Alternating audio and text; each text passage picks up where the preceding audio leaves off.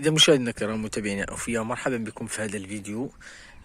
نتواجد هنا في واد سوس. طبيعة الحال هذا الواد اللي كان ذات يوم الحمولة ديالو طبيعة الحال كانت طبيعة الحال الحمولة ديالو كانت في واحد ارتفاع اللي هو كبير جدا، في حين انه اليوم كنشوفوا ان الحمولة ديال الواد نقصت بزاف، بالرغم من التساقطات المطرية الأخيرة اللي شهدتها مدينة أكادير والجهة ديال سوس ماسة بصفة عامة. كنعرفوا أن واد سوس من بين الوديان اللي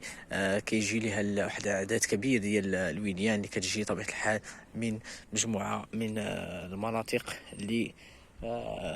تابعة طبيعة الحال لمدينة أكادير.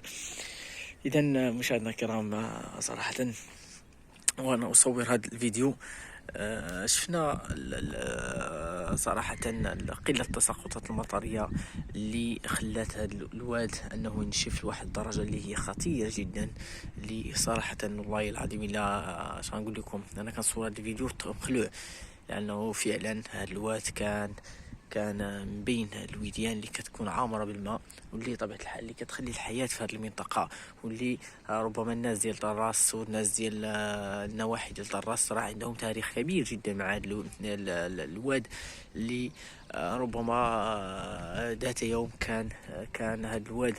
المنطقة الوحيدة اللي ربما الأغلبية ديال الناس ديال سوس اللي كانوا كيجيو ليها وعندهم معاهم ذكريات كثيرة بزاف، واللي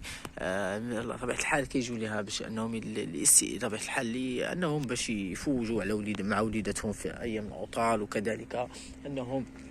يشوفوا الطبيعة ديال هاد البلاصة ديال هاد المنطقة هذه. وكانت كذلك هاد الواد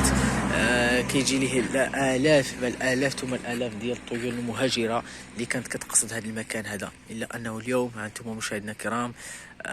واحد وصل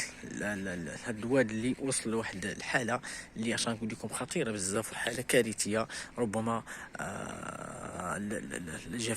جفاف هاد الواد دليل على ان مجموعة من المناطق اللي ربما الناس يستغلوا فيها الماء بكثرة راه وصلت لواحد المرحلة ديال الخطر. إذا مشاهدينا الكرام، صراحة